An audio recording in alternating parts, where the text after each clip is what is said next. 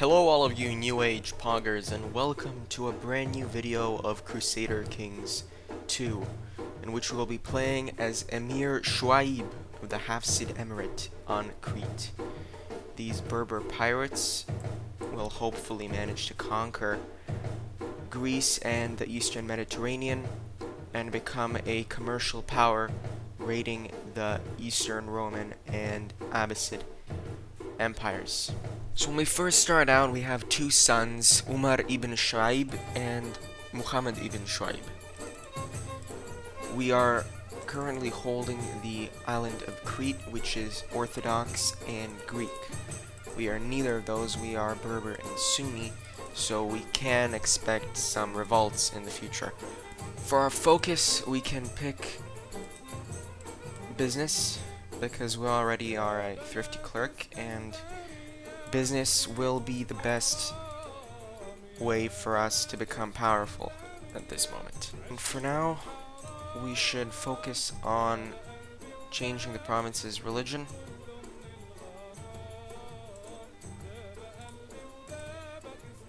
Getting money from it, and stealing some technology from Constantinople, and training troops for our raids, which will be our main way of getting cash money for now. As I've said, raiding will be our main source of income, so I'm gathering my troops to go raiding along the Adriatic coast, but I've gotten a letter from the Bardenid Emir, who doesn't seem too happy with the current state of our alliance, or at least non-aggression pact. I will answer accusingly because I don't really care about the alliance with him. I'll send my sons to raid, and I'll send them here across the Aegean Isles.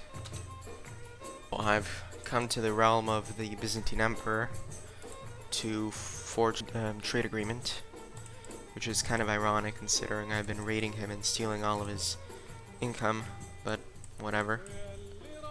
I'll give him a dozen sturdy camels, bought with the same money I've stolen from him. The agreement has been made. I now have a new trade route going through my capital,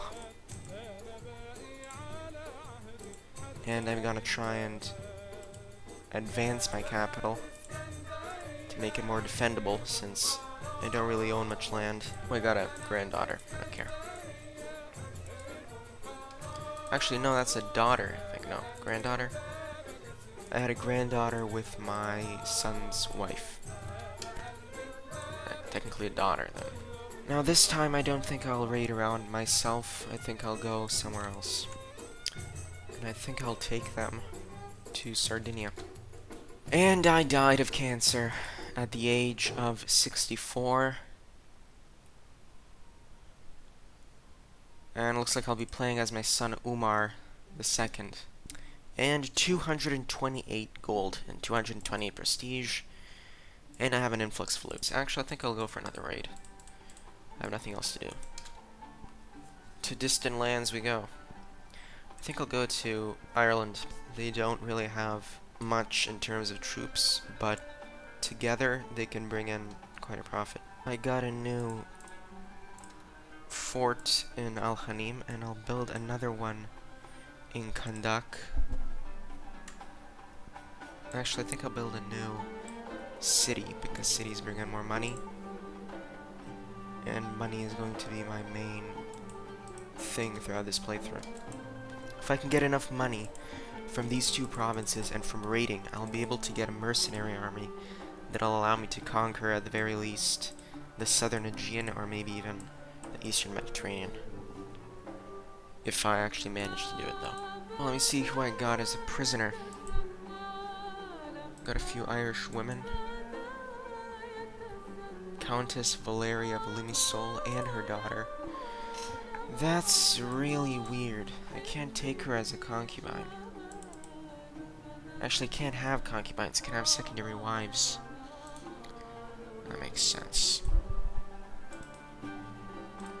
Well, since I can't do anything with them, I guess I'll just try and ransom them for some money. I still have these three. I'll recruit her, and then I'll take her as my new wife. I don't know, I guess I'm just role-playing as a Berber pirate, and I'm guessing that's what they will do. So I become a faqih, which means I become an expert on Islamic law, which gives me +3 learning and +5 Muslim opinion, which is not bad at all. Okay, so I've married her off to my son Yusuf because I think she'll be of more use to him than me. And I'll marry my daughter off to the Sultan of Egypt, since I think that's a good alliance. One of your wives, Rajia, has been caught trying to serve a cup of poison tea to one of your sons born by a different wife. Only your son's keen senses revealed the beverage for the vile poison it was before he drank from the cup. It seems her goal is to improve the influence standing of her own offspring with you. Well, I guess I'll kill her. My son has smallpox, so he's gonna die. One of my sons has perished after being served a cup of poisoned tea by Kenwa, my other wife. It seems she murdered him in an effort to improve influence and standing of her own offspring, and she only has one, and that's Abdullah, the youngest. I'll kill her. So now I have no wives. My current heir is a dull, skilled tactician. Okay, I think I have enough troops, because I need more money, and I'm not making much from my rocky little island, so I need to raid somebody else. Alright, so I lost most of my troops, and I got 300 gold and 300 prestige, which is very nice. Smallpox. Is there like a outbreak to these places I went to? My brother died of scurvy. And I died. Well, after another failed attempt at conquest, I am now capable of actually performing a new raid. This time, I have plans for what I'll do with the money. I'm thinking around here this time. I don't really feel like going too far away, because either way, the most profitable provinces are generally around here. So, all I really need to do is pick. And I think I'll pick these. Tutor all of these kids, and we'll make them all Muslims. So then I'll make a epic gamer moment on their father. Because that's how it's done. And there we go.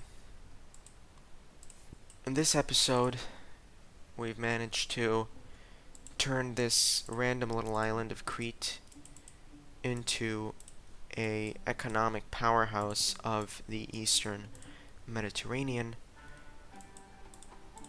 and we've got a claim on Eastern Cyprus, which we will press in the next episode. For now, though, I think that'll be it. My plans are to mess around. I want my descendants to look like they're Irish, to sort of push this idea of that we mixed with the people that we kidnapped and stole. And in fact, I think I'll do one more raid on Ireland, just for old time's sake. And I just came back from raiding, and let's see what I got in terms of prisoners. 13. Not bad.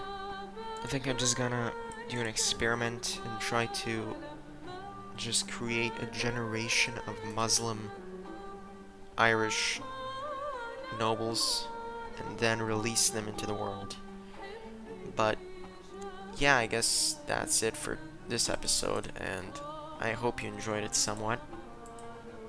And I hope we'll continue the story of Emir Ahmad of the Hafsid Emirate and his wife Serlaith. So yeah, see you later, guys.